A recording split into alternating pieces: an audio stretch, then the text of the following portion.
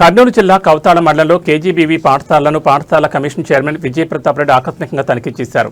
విద్యార్థులకు అందిస్తున్న ఆహారం నాణ్యత, వంట సరుకులు, ఆకుకూరలను పరిశీలించి అధికారులకు పలు సూచనలు చేశారు. విద్యార్థులతో నేరుగా మాట్లాడి వారి సమస్యలను తెలుసుకున్న చైర్మన్ అవసరమైతే నేరుగా తనకు సమాచారం ఇవ్వాలని తన మొబైల్ నంబర్ను అందించారు. అల్పాహారంపై విద్యార్థుల అభిప్రాయాన్ని అడగ్గా ఉప్మాకు బదులుగా ఎగ్ ఫ్రైడ్ రైస్ అందించాలని వారు కోరడంతో చైర్మన్ సానుకూలంగా స్పందించారు. ఆ రోజు బాయిల్డ్ ఎగ్కు బదులుగా ఎగ్ ఫ్రైడ్ రైస్ ఇవ్వాలని సూచించారు. అనంతరం కౌతాళంలోని 2 చౌకదారుల దుకాణాలు కూడా తనిఖీ చేసి బియ్యం పంపిణీ, సరుకు నిల్వలు, లబ్ధిదారులకు అందుతున్న సేవలపై ఆరా తీశారు. ఈ తనిఖీల్లో సంబంధిత శాఖ అధికారులు, ఎంఆర్ఓ, ఎంపీడీఓ తదితరులు పాల్గొన్నారు.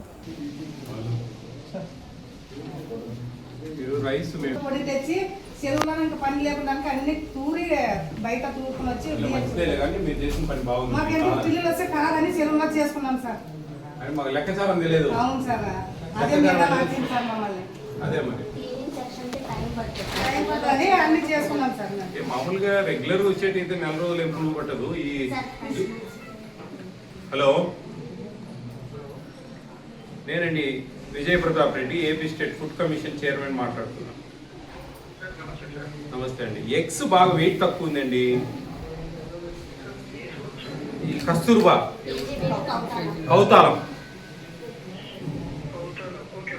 యాక్చువల్లీ కస్తూర్బా స్కూల్ మీరు ఎక్కడెక్కడ ఇస్తారు? మామూలుగా హాస్టల్స్కి ఇస్తూ ఉంటారా? కస్తూర్బా మాత్రం 55 గ్రాములు ఉండాలి ఒక గుడ్డు. ఓన్లీ కస్తూర్బాగ్ మాత్రమే. అంటే మినిమం యావరేజ్ 55 గ్రాములు ఉండాలి టోటల్ ట్రే వెయిట్.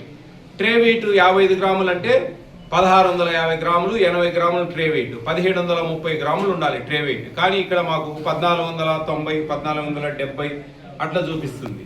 ఒక్క కస్తూర్బాగ్ మాత్రమే 55 గ్రాములు ఉండాలి. దీని ప్రైస్ కూడా మీకు సపరేట్ ఉంటుంది.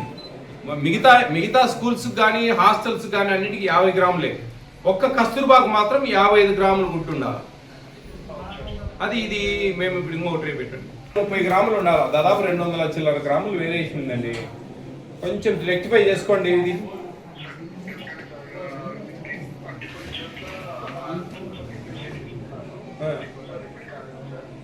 ఖచ్చితంగా అండి, ఇది చూసుకోండి. ఇది చిన్న పిల్లలు కదండి, వాళ్ళకు మనం ఆ క్వాంటిటీ ఇవ్వాలా. అది రూల్, గవర్నమెంట్ రూల్ పొజిషన్. మీకు తేడా లేదా?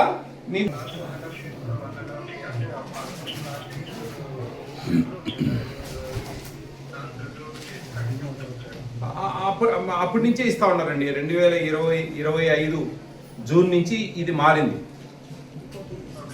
అప్పుడు 50 గ్రామ్సే ఉండేది అంతకుముందు. దాని తర్వాత జీవో మార్చారు, 55 గ్రాములు ఇచ్చారు ఒక గుడ్డు సైజు. ఈ కస్తూర్బాని ఒక్కసారి మీరు ఐడెంటిఫై చేసుకొని మీకు ఎక్కడెక్కడ ఎన్ని కస్తూర్బాలు ఉన్నాయో వాటిలో 55 గ్రాముల గుడ్డు ఉండేటట్టు. 10, 20, 30 గ్రాములు అటు ఇటు ఉంటే మేము కూడా పెద్ద పట్టించుకోమండి. కానీ 200 గ్రాముల పైన ట్రేక్ వేరియేషన్ ఉంది కాబట్టి ఆ పొరపాటు జరగకూడదు. ప్లీజ్ కొంచెం ఇమ్మీడియట్గా మార్చడం ఏదైనా చేయండి ఇమ్మీడియట్గా. ప్లీజ్.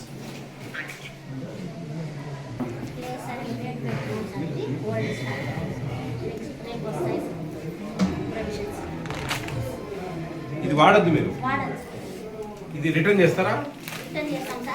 డిస్ట్రాయ్ చేయండి. చదువుకొని బాగా ఇష్టంగా చదువుకొని ఉంటేనే మీ భవిష్యత్తు బాగుంటుంది. ఓకే,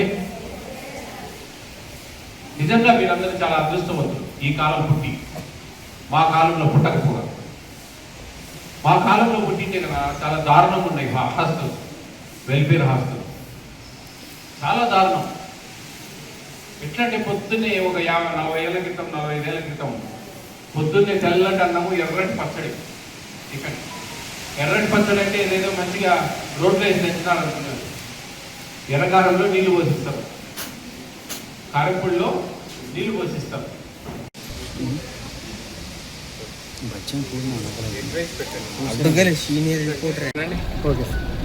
నేనండి మీ Vijay Pratap Reddy, AP state food commission chairman.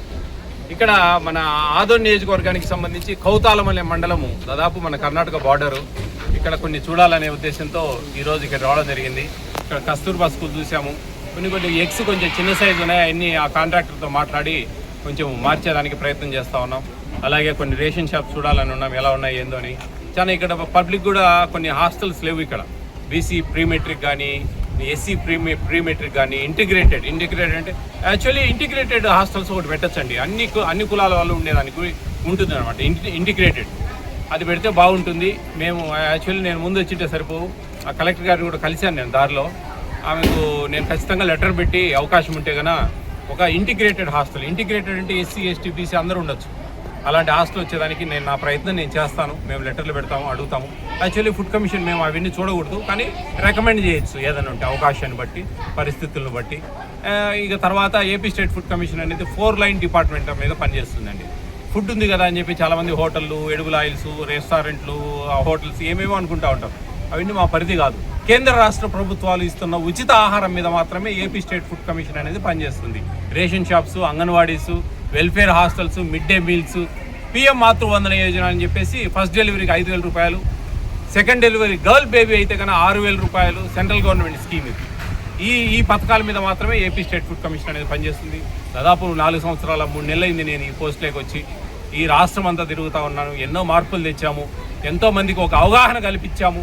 ఏమి ఇస్తా ఉన్నారు, ఎప్పుడు ఇస్తా ఉన్నారు, ఎన్ని ఇస్తా ఉన్నారు, ఎందుకు ఇస్తా ఉన్నారు, ఏ డేట్లలో ఇస్తారనేది కొంచెం మేము సోషల్ మీడియా ద్వారా 10 మందికి అందరికీ చెప్పాము. ఈ కమిషన్ అనేది ఎంటైర్లీ డిఫరెంట్గా పనిచేస్తుందండి. ఇది ఒక సివిల్ కోర్టు కలిగిన అర్హతలు కలిగి ఉంటుంది ఏపీ స్టేట్ ఫుడ్ కమిషన్. ఎక్కడ కూడా లంచాలకు తావివ్వము.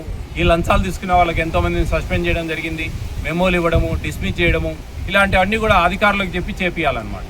మేము ఎంతసేపు ఉన్నా కానీ మేము ఒక ఫైన్ వేయచ్చు, దాని తర్వాత కన్నా ఇట్లా మేము సస్పెన్షన్కు రికమెండ్ చేయొచ్చు. ఇట్లా కొన్ని మా పరిధిలో మాకుంటాయి. కొన్ని సుమోటోకి తీసుకొని కేసులు పెట్టచ్చు. మాకు ఒక కోర్టు రన్ చేస్తాం విజయవాడలో, ఆ కోర్టుకు రావాలంతా. అట్లా కొన్ని పరిధిలో పనిచేస్తుంటాము. ప్రస్తుతానికైతే ఈ ఆదోని నియోజకవర్గంలో పర్వాలేదనిపించింది నాకు.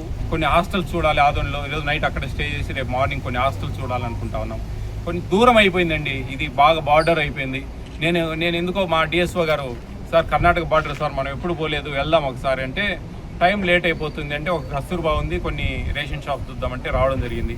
నాకు సంతోషంగా ఉంది. ఇక్కడ 10 మంది చాలామంది పాపం హాస్టల్ కావాలని కొట్లాడి కేసులు కూడా గురి, వీళ్ళను రిమాండ్లకు కూడా పంపించడం ఇన్ని జరిగినాయని చెప్పి చెప్తా ఉంటే బాధాకరంగా ఉంది. వాస్తవంగా ఒక హాస్టల్ అయితే ఇచ్చేదానికి 15,000 20,000 జనాభా ఉంటే కన్నా ఒక హాస్టల్ ఇవ్వచ్చు. ఆ హాస్టల్ కూడా ఇంటిగ్రేటెడ్ అయితే ఒక ఎస్సీ, ఒక ఎస్టీ, బీసీ అనకుండా ఇంటిగ్రేటెడ్ అంటే అన్ని కులాలకు కలిపి ఇచ్చేది.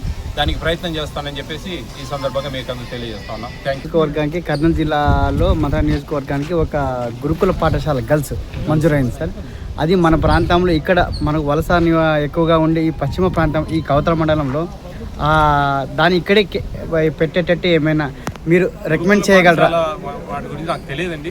నాకైతే మీ ద్వారా రిక్వెస్ట్ సార్. ఇక్కడ పబ్లిక్ తో మాట్లాడిన విధానం చూస్తా ఉంటే ఇంటిగ్రేటెడ్ హాస్టల్ బెస్ట్ ఏమో అనిపిస్తా ఉంది వాస్తవంగా. అది కూడా యాక్చువల్లీ గురుకుల పాఠశాలకు ఇబ్బంది ఏముందండి, మనకు ఇక్కడ నుంచి అక్కడ కూడా చేర్చుకోవచ్చు మన పిల్లలు. ఇక్కడ మన ఇంటి పక్కనే గురుకుల పాఠశాలలు ఉండవు, అవి ఒక రెసిడెన్షియల్ స్కూల్స్. అదేదో ఒక సెంటర్ పాయింట్ చూసి పెడతా ఉంటారు, అక్కడ సీట్లు ఆన్లైన్లో అప్లై చేసుకోవచ్చు. ఇక్కడ వాళ్ళు కూడా అక్కడ చేరచ్చు, ఇబ్బంది ఏం లేదు. కానీ ఈ హాస్టల్లో ఉండి బయట పోయి చదువుకోవడానికి ఒక హాస్టల్ ఉంటే బాగుంటుంది అనేది నా అభిప్రాయం. Thank you.